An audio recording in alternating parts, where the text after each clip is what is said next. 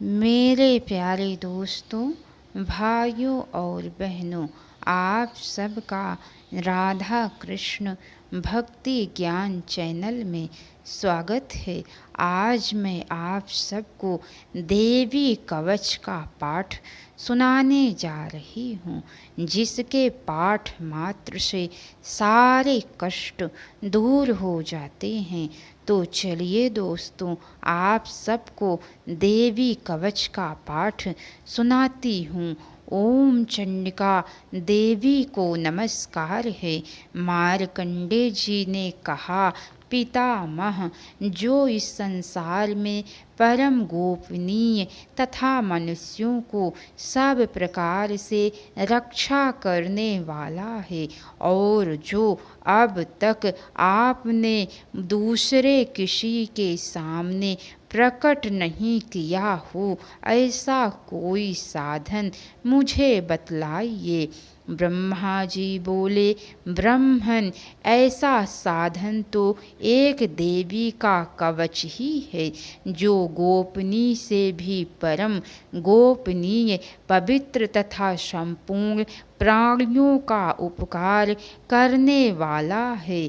महामुने, उसे श्रवण करो। देवी की 9 मूर्तियां हैं, जिन्हें 9 दुर्गा कहते हैं। उनके पृथक पृथक नाम बतलाए जाते हैं। प्रथम शैलपुत्री है, दूसरी मूर्ति का नाम ब्रह्मचारिणी है, तीसरा स्वरूप चंद्रघंटा के नाम से प्रसिद्ध है, चौथी मूर्ति को कुष्मांडा कहते हैं, पांचवी दुर्गा का नाम स्कंद माता है, देवी के छठे रूप को कात्यायनी कहते हैं, सातवां कालरात्रि और आठवां स्वरूप महागौरी के नाम से प्रसिद्ध है। नवीं दुर्गा का नाम सिद्धिदात्री है। ये सब नाम सर्वज्ञ महात्मा वेद भगवान के द्वारा ही प्रतिपादित हुए हैं। जो मनुष्य अग्नि में जल रहा हो, रणभूमि में शत्रुओं से घिर गया हो, विषम संकट में फंस गया हो, तथा इस प्रकार भय से आतुर होकर जो भगवती दुर्गा की शरण में प्राप्त हुए हों, उनका कभी कोई अमंगल नहीं होता। युद्ध के समय संकट में पड़ने पर भी उनके ऊपर कोई विपत्ति नहीं दिखाई देती है। उन्हें शोक, दुख और भय की प्राप्ति नहीं होती। जिन्होंने भक्ति पूर्वक देवी का स्मरण किया है, उनका निश्चय ही अभ्युदय होता है। देवेश्वरी, जो तुम्हारा चिंतन करते हैं, उनकी तुम निःसंदेह रक्षा करती हो। चामुंडा देवी प्रेत पर आरूढ़ होती हैं, वाराही भैंसे पर सवार होती हैं, ऐन्द्री का वाहन ऐरावत हाथी है, वैष्णवी देवी गरुड़ पर ही आसन जमाती हैं, माहेश्वरी वृषभ पर आरूढ़ होती हैं, कौमारी का वाहन मयूर है, भगवान विष्णु की प्रियतमा लक्ष्मी देवी कमल के आसन पर विराजमान है और हाथों में कमल धारण किए हुए हैं।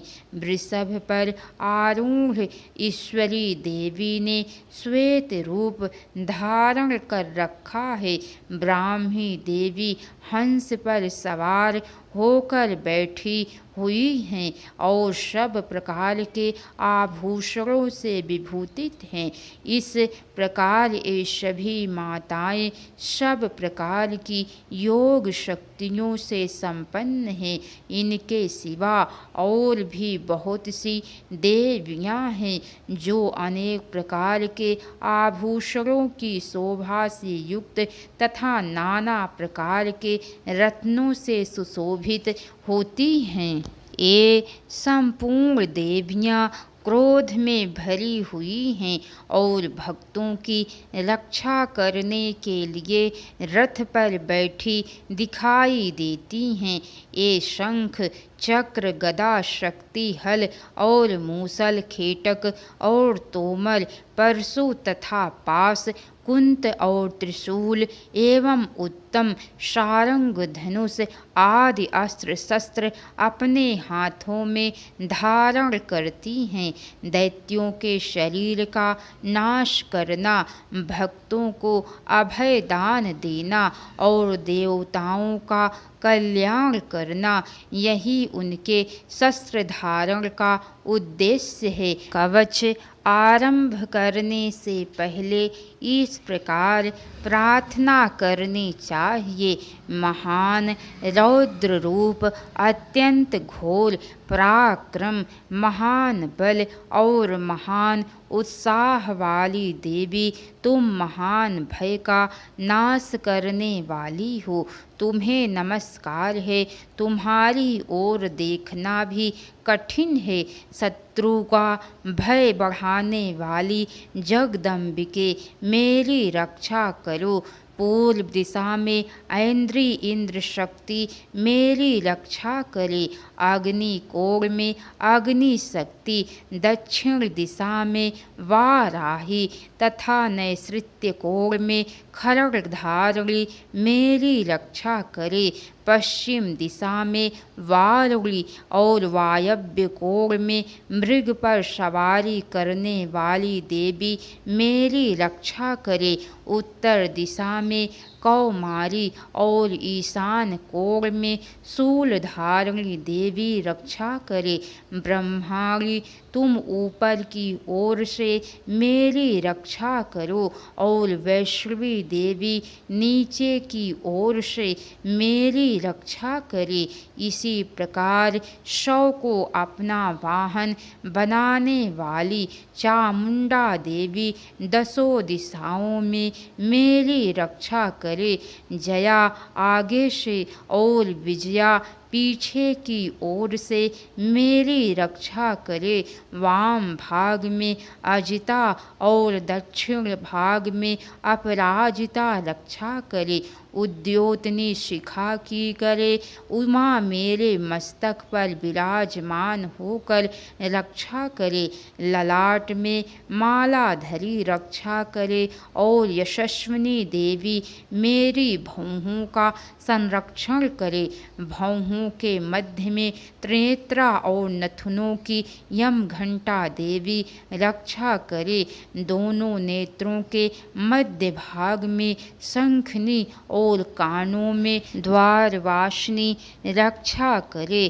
कालिका देवी कपोलों की तथा भगवती शांकरी कानों के मूल भाग की रक्षा करे। नासिका में सुगंधा और ऊपर के होठ में चर्चिका देवी रक्षा करे। नीचे के होठ में अमृत कला तथा जिह्वा में सरस्वती देवी रक्षा करे। कौमारी दांतों की और चंडिका कंठ प्रदेश की रक्षा करे। चित्र घंटा गले की घाटी की और महामाया तालु में रहकर रक्षा करे। कामाक्षी ढोढ़ी की और सर्वमंगला देवी वाणी की रक्षा करे। भद्रकाली ग्रीवा में और धनुर्धरी पृष्ठ वंश में रहकर रक्षा करे। कंठ के बाहरी भाग में नील ग्रीवा और कंठ की नली में नलकूबरी रक्षा करे। दोनों कंधों में खड्गिनी और मेरी दोनों भुजाओं की वज्र धारणी रक्षा करे। दोनों हाथों में दंडनी और अंगुलियों में अंबिका देवी रक्षा करे। शूलेश्वरी नखों की रक्षा करे। कुलेश्वरी कुक्षी पेट में रहकर रक्षा करे। महादेवी दोनों स्तनों की और शोक विनाशिनी देवी मन की रक्षा करे। ललिता देवी हृदय में रहकर और शूल धारणी उदर में रहकर रक्षा करे। नाभि में कामनी और गुह भाग की गुहेश्वरी रक्षा करे। पूतना और कामिका लिंग की और महिषवाहिनी गुदा की रक्षा करे। भगवती कटी भाग में और विंध्यवासिनी घुटनों की रक्षा करे। संपूर्ण कामनाओं को देने वाली महाबला देवी दोनों पिंडलियों की रक्षा करे। नारसिंही दोनों घुट्टियों की रक्षा करे और तेजसी देवी दोनों चरणों के पृष्ठभाग की रक्षा करे। श्री देवी पैरों की अंगुलियों में और तलवासिनी पैरों के तलुओं में रहकर रक्षा करे। अपनी डाढ़ों के कारण भयंकर दिखाई देने वाली दृष्टा कराली देवी नखों की और ऊर्ध्वकेशिनी देवी केशों की रक्षा करे। रोमालियों के छिद्रों में कौबेरी और त्वचा की वागदेश्वरी देवी रक्षा करे। पार्वती देवी रक्त मज्जा वसा मांस हड्डी और मेद की रक्षा करे। आंतों की कालरात्रि और पित्त की मुकुटेश्वरी रक्षा करे। मूलाधार आदि कमल केशों में पद्मावती देवी और कफ में चूड़ामणि देवी स्थित होकर रक्षा करे। नख के तेज की ज्वालामुखी रक्षा करे, जिसका किसी भी अस्त्र से भेदन नहीं हो सकता। वह अभेद्या देवी शरीर की समस्त संधियों में रहकर रक्षा करे। ब्रह्माणी आप मेरे वीर्य की रक्षा करे। क्षत्रेश्वरी छाया की तथा धर्मधारिणी देवी मेरे अहंकार मन और बुद्धि की रक्षा करें। हाथ में वज्र धारण करने वाली वज्रहस्ता देवी मेरे प्राण अपान व्यान उदान और समान वायु की रक्षा करे। कल्याण से सुशोभित होने वाली भगवती कल्याण शोभना मेरे प्राण की रक्षा करे। रस रूप गंध शब्द और स्पर्श इन विषयों का अनुभव करते समय योगिनी देवी रक्षा करे तथा सत्वगुण रजोगुण और तमोगुण की रक्षा सदा नारायणी देवी करे। वाराही आयु की रक्षा करे। वैष्णवी धर्म की रक्षा करे तथा चक्रिणी चक्र धारण करने वाली देवी यश कीर्ति लक्ष्मी धन तथा विद्या की रक्षा करे। इंद्राणी आप मेरे गोत्र की रक्षा करे। चंडिके तुम मेरे पशुओं की रक्षा करो। महालक्ष्मी पुत्रों की रक्षा करे और भैरवी पत्नी की रक्षा करे। मेरे पथ की सुपथा तथा मार्ग की क्षेम करी रक्षा करे। राजा के दरबार में महालक्ष्मी रक्षा करे तथा सब ओर व्याप्त रहने वाली विजया देवी संपूर्ण भयों से मेरी रक्षा करे। देवी जो स्थान कवच में नहीं कहा गया है, अतएव रक्षा से रहित वह सब तुम्हारे द्वारा सुरक्षित हो, क्योंकि तुम विजयशालिनी और पापनाशिनी देवी हो। यदि अपने शरीर का भला चाहे तो मनुष्य बिना कवच के कहीं एक पग भी ना जाए। कवच का पाठ करके ही यात्रा करे। कवच के द्वारा सब ओर से सुरक्षित मनुष्य जहाँ जहाँ भी जाता है, वहाँ वहाँ उसे धन लाभ लाभ होता है तथा संपूर्ण कामनाओं की सिद्धि करने वाली विजय की प्राप्ति होती है। वह जिस जिस अभिष्ट वस्तु का चिंतन करता है उसे उसको निश्चय ही प्राप्त कर लेता है। वह पुरुष इस पृथ्वी पर तुलना रहित महान ऐश्वर्य का भागी होता है।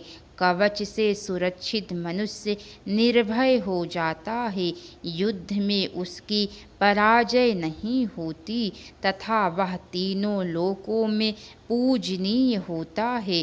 देवी का यह कवच देवताओं के लिए भी दुर्लभ है। जो प्रतिदिन नियम पूर्वक तीनों संध्याओं के समय श्रद्धा के साथ इसका पाठ करता है उसे दैवी कला प्राप्त होती है तथा वह तीनों लोकों में कहीं भी पराजित नहीं होता है। इतना ही नहीं, वह अपमृत्यु से रहित हो 100 से भी अधिक 100 वर्षों तक जीवित रहता है। मकरी, चेचक और कोढ़ आदि उसकी संपूर्ण व्याधियाँ नष्ट हो जाती है। कनेर, भांग, अफीम, धतूरे आदि का अस्थावर विष, सांप और बिच्छू आदि के काटने से चढ़ा हुआ जंगम विष तथा अहि, फेन और तेल के संयोग आदि से बनने वाला कृत्रिम विष, ये सभी प्रकार के विष दूर हो जाते हैं, उनका कोई असर नहीं होता। इस पृथ्वी पर मारण, मोहन आदि जितने अभिचारिक प्रयोग होते हैं तथा इस प्रकार के जितने मंत्र यंत्र होते हैं वे सब इस कवच को हृदय में धारण कर लेने पर उस मनुष्य को देखते ही नष्ट हो जाते हैं। ये ही नहीं, पृथ्वी पर विचरने वाले ग्राम देवता, आकाशचारी देव विशेष, जल के संबंध से प्रकट होने वाले गण, उपदेश मात्र से सिद्ध होने वाले निम्न कोटि के देवता, अपने जन्म के साथ प्रकट होने वाले देवता, कुल देवता, माला, कंठमाला आदि, डाकिनी, शाकिनी, अंतरिक्ष में विचरने वाली अत्यंत बलवती भयानक डाकिनियाँ, ग्रह, भूत, पिशाच, यक्ष, गंधर्व, राक्षस, ब्रह्म राक्षस, बेताल, कुष्मांड और भैरव आदि अनिष्टकारक देवता भी हृदय में कवच धारण किए रहने पर उस मनुष्य को देखते ही भाग जाते हैं। कवचधारी पुरुष को राजा से सम्मान वृद्धि प्राप्त होती है। यह कवच मनुष्य के तेज की वृद्धि कराने वाला और उत्तम है। कवच का पाठ करने वाला पुरुष अपनी कीर्ति से विभूषित भूतल पर अपने सुयश के साथ साथ वृद्धि को प्राप्त होता है। जो पहले कवच का पाठ करके उसके बाद सप्तशती चंडी का पाठ करता है उसकी जब तक वन, पर्वत और काननों सहित यह पृथ्वी टिकी रहती है तब तक यहाँ पुत्र, पौत्र आदि संतान परंपरा बनी रहती है। फिर देह का अंत होने पर वह पुरुष भगवती महामाया के प्रसाद से उस नित्य परम पद को प्राप्त होता है जो देवताओं के लिए भी दुर्लभ है। वह सुंदर दिव्य रूप धारण करता है और कल्याणमय शिव के साथ आनंद का भागी होता है। तो बोलिए जगत जननी जगदम्बा की जय, आदि शक्ति माता दुर्गा की जय, महाकाली, महालक्ष्मी, महासरस्वती की जय। अगली कथा दोस्तों आप सबको आगे के अध्याय में सुनने को मिलेगा। तो कैसी लगी कथा दोस्तों, लाइक करके कमेंट बॉक्स में ज़रूर बताइएगा। अगर हो सके तो एक बार शेयर भी ज़रूर कीजिएगा। तो बोलिए माता रानी की जय। राधे राधे दोस्तों।